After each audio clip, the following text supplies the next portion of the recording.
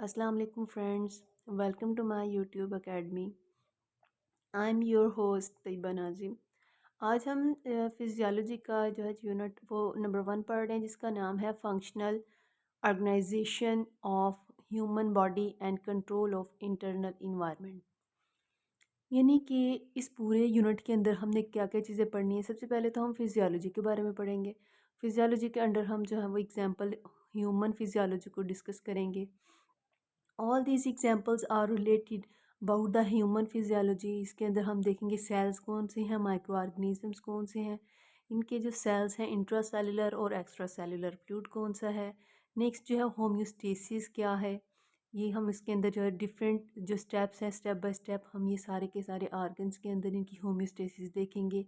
Next इसके अंदर जो हम कंट्रोल सिस्टम देखेंगे, negative control system and positive control system.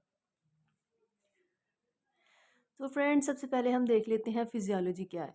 तो फिजियोलॉजी हमारे पास है जी the chemical and physical mechanism in the body and in disease condition called as pathophysiology.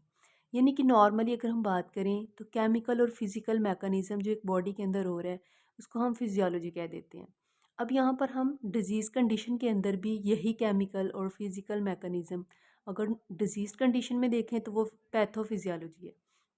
यानी कि अगर हमें नॉर्मल फंक्शन का पता होगा फिर ही हम बता सकते हैं कि डिजीज़ कंडीशन में क्या क्या चेंज आ रहे हैं इनके मैकेनिज़्म में।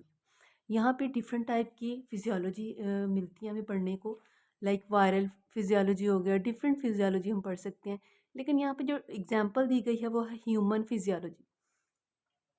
तो ह्यूमन फिजियोलॉजी क्या है जी? It has a complex control system that is hunger mechanism, sensation of cold and heat, seek fellowship for reproduction, etc. These are all the example under the human physiology. Here I discuss the cells or living unit of body. जैसा कि देखें friends, यहाँ पे जो भी कोई living thing है वो सेल से मिलकर ही बना है, ये तो हम सबको पता है। यानी बेसिक यूनिट ऑफ लाइफ हमारे पास सेल है। अब सेल क्या है जी, यहाँ पर हम देख लेते हैं सेल के अंदर बेसिक क्या होती हैं। 3 चीज़ें होती हैं, ये हमने पढ़ा था। यानी सेल है, सेल के अंदर उसका न्यूक्लियस है, सेल की मेम्ब्रेन है और साइटोप्लाज्म है। यहाँ पर अगर देखें इस कॉर्नर में तो यहाँ पर ये जो दिखाए गए हैं 3 ये सेल्स हैं। अब सेल्स आपस में मिलते हैं, ग्रुप ऑफ सेल्स, ठीक है। ये क्या करते हैं जी, टुगेदर फॉर्म अ टिश्यू। तो अब ये ग्रुप ऑफ सेल्स ये आपको नज़र आ रहा है, ये ग्रुप ऑफ सेल्स है। अब सेल्स आपस में मिलते हैं तो टिश्यू बनाते हैं। टिश्यू अपना एक स्पेसिफिक फंक्शन का यानी परफॉर्म करता है। हर एक टिश्यू का अपना अपना फंक्शन होता है, यानी सिमिलर फंक्शन। अब ये अगर डिफरेंट टिश्यूज़ मिलकर आगे से ऑर्गन सिस्टम बना देते हैं, और नेक्स्ट जो ऑर्गन और ऑर्गन सिस्टम लेवल है ये मिलकर एक इंडिविजुअल बना देते हैं। यहाँ पर देखें फ्रेंड्स, तो यहाँ पे जो इंडिविजुअल लेवल है यहाँ पे मैंने लिखा है जी टोटल सेल्स एक इंडिविजुअल के अंदर कितने होते हैं। ह्यूमंस की बात कर रहे हैं, 35 से 40 ट्रिलियन सेल्स होते हैं एक इंडिविजुअल के अंदर।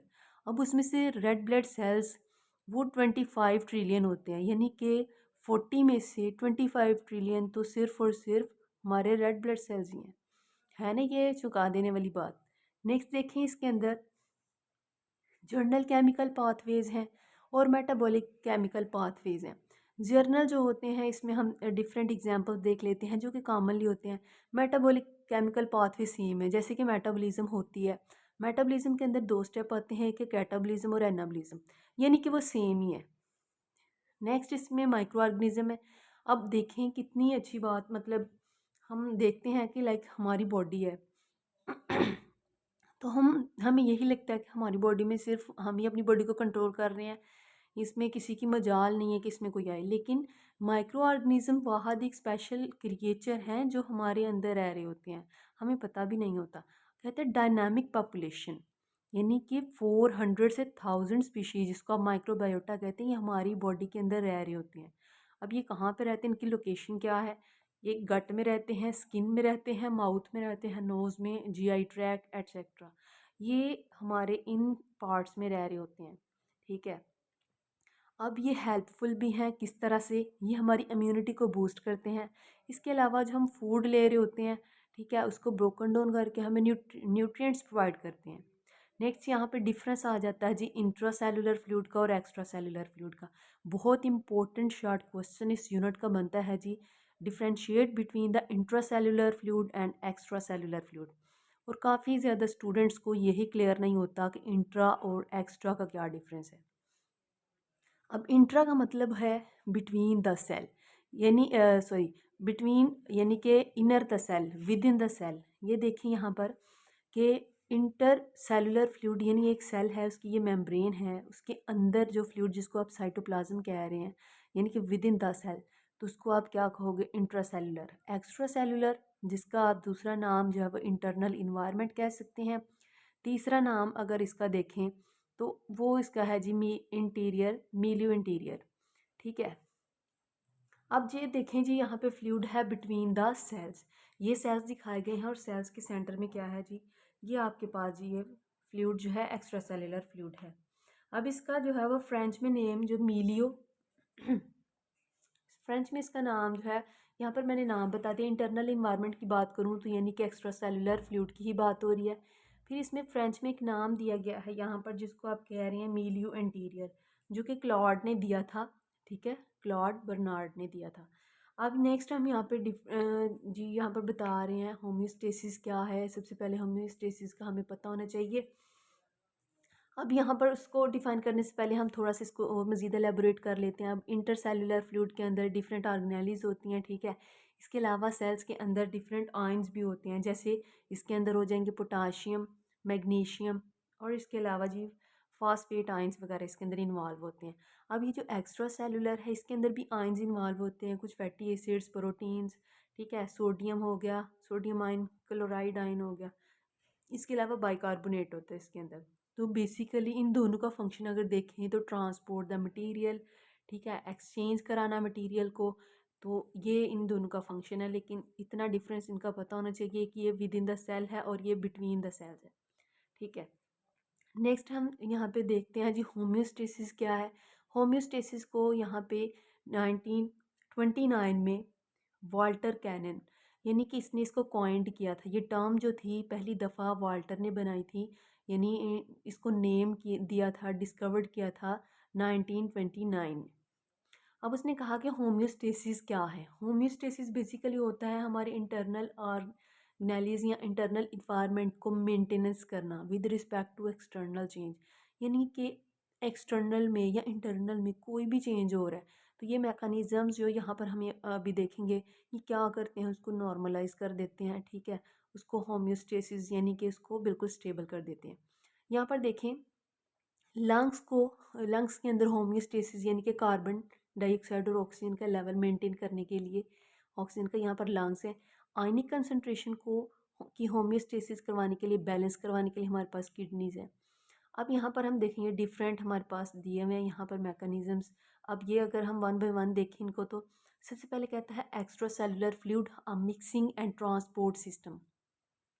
यानी इसका क्या मतलब है, जो एक्स्ट्रा सेलुलर फ्लूइड हमने ये पढ़ा है इसका काम क्या है, ये मिक्सिंग भी करवाता है और ट्रांसपोर्ट करवाता है सिस्टम के अंदर।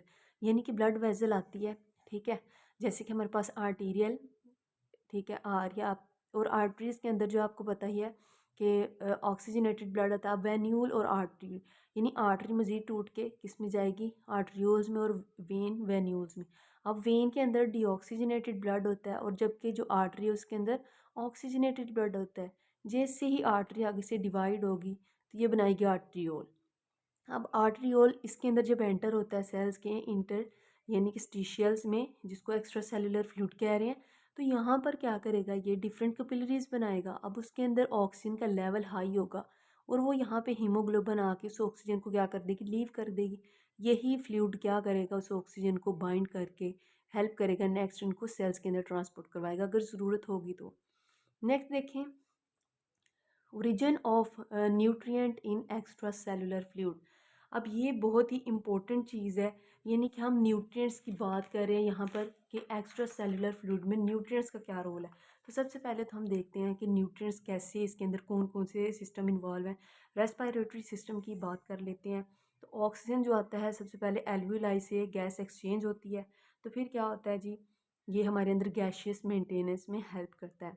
अगर हम देखें जीआई ट्रैक को, गैस्ट्रो इंटेस्टाइनल ट्रैक, यहाँ पे ये जो अभी हमने डिस्कस किया है, तो ये क्या करता है, carbohydrate, fatty acid, amino acid वगैरह ये ब्लड के अंदर एब्जॉर्ब करवाता है। फिर हम यहाँ पे एक बहुत इंपॉर्टेंट बात करेंगे लिवर की। लिवर डिटॉक्सीफाई करता है, क्या करता है जी, जो हमारे स्टमक के अंदर आती हैं चीज़ें, मज़ीद उसके अंदर डाइजेशन वगैरह होती है, बाहर जब स्मॉल इंटेस्टाइन में जाता है वहाँ से क्या होता है जी, ये डक्ट से जाता है, जिसको पोर्टल सर्कुलेशन कहते हैं, लिवर के पास जाता है। लिवर आगे से इसको या तो यूज़फुल प्रोडक्ट में कन्वर्ट कर देता है या फिर उसको डिटॉक्सीफाई करके, ठीक है, उसके अंदर जो भी हार्म चीज़ें होती हैं उसको निकाल के, जिसे बाइल डक्ट कहते हैं, उसे दोबारा से इंटेस्टाइन में एंटर कर देता है और वो हमारे फीसिस से, हमारी बॉडी से बाहर आउट हो जाती हैं। नेक्स्ट यहाँ पर हम बात कर रहे हैं बहुत ही इंपॉर्टेंट, यानी कि मस्क्यूलो स्केलेटन सिस्टम। अब ये कैसे हमारे होम्योस्टेसिस में हेल्प कर सकता है, यानी कि हमारे मसल और हमारा स्केलेटन। तो देखिए, अगर हमें किसी चीज़ की ज़रूरत है, फॉर एग्जांपल अगर हम हंगर मैकेनिज़्म की बात करें, हमें भूख लगी हुई है, तो अब हमें मूव करके, ठीक है, उस फूड की तरफ जाने में हेल्प कौन करेगा, हमारा मस्कुलोस्केलेटन सिस्टम। नेक्स्ट आ जाता है रिमूवल ऑफ मेटाबॉलिक वेस्ट। इसमें हमारा किडनी बहुत मेजर रोल जो है, इम्पोर्टेंट रोल अदा कर रहा है। यानी कैसे, किडनी जो है हमारे वेस्ट को क्या करता है यूरिन के अंदर, यानी इसको फिल्टर आउट करके किडनी नेफ्रॉन के स्ट्रक्चर से, तो ये हमारी बॉडी से यूरिन की फॉर्म में बाहर निकालता है। रेगुलेशन ऑफ बॉडी फंक्शन, अब ये बड़ा इंपॉर्टेंट है। इसके अंदर हम दो सिस्टम देखेंगे, एक नर्वस सिस्टम और दूसरा है हमारे पास हार्मोन सिस्टम। नर्वस सिस्टम में देखते हैं, इनपुट आती है सीएनएस तक जाती है, वहाँ से आउटपुट आती है, फिर रिएक्शन शो होता है, तो इससे फिर क्या हो जाता है जी, हम अपना रिस्पॉन्स शो कर सकते हैं। जबकि हम हार्मोन की बात कर लें तो हार्मोन में डिफरेंट एंडोक्राइन ग्लैंड्स इन्वॉल्व होते हैं। सबसे पहले थायराइड ग्लैंड या थायराइड हार्मोन है, ये केमिकल मेटाबॉलिज्म में हेल्प करता है, लेकिन इसके अंदर थायराइड का बड़ा रोल है। इंसुलिन है, ये किसको होम्योस्टेसिस यानी किसको बैलेंस करेगा, ये हमारे पास शुगर को करेगा, ग्लूकोज को करेगा। अड्रीनोकार्टिकोसोल हार्मोन ये सोडियम, पोटाशियम एंड प्रोटीन को कंट्रोल करेगा। पैराथायरॉयड हार्मोन ये हमारे पास करेगा जी कैल्शियम प्लस फास्फेट को, ठीक है। नेक्स्ट हमारे पास 6 नंबर पे आ जाता है जी बॉडी प्रोटेक्शन मैकेनिज्म।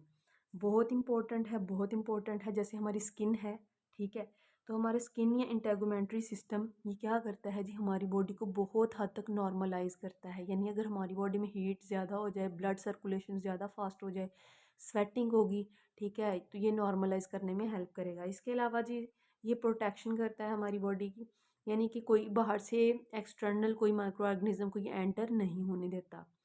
नंबर 7 है जी रिप्रोडक्शन।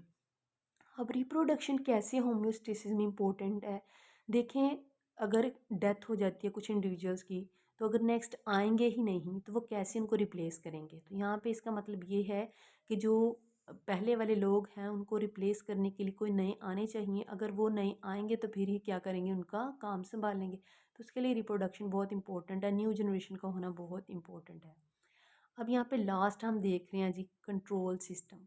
अब कंट्रोल सिस्टम क्या करता है, ये मेंटेनेंस कंसंट्रेशन की बेसिकली जो है ना, वो अंदर होम्योस्टेसिस को बनाने के लिए, इंटरनल कंसंट्रेशन फ्लूइड की मेंटेन करने के लिए हमारी बॉडी के अंदर जो है दो कंट्रोल सिस्टम वर्क कर रहे हैं। एक है नेगेटिव कंट्रोल सिस्टम, दूसरा है पॉजिटिव कंट्रोल सिस्टम।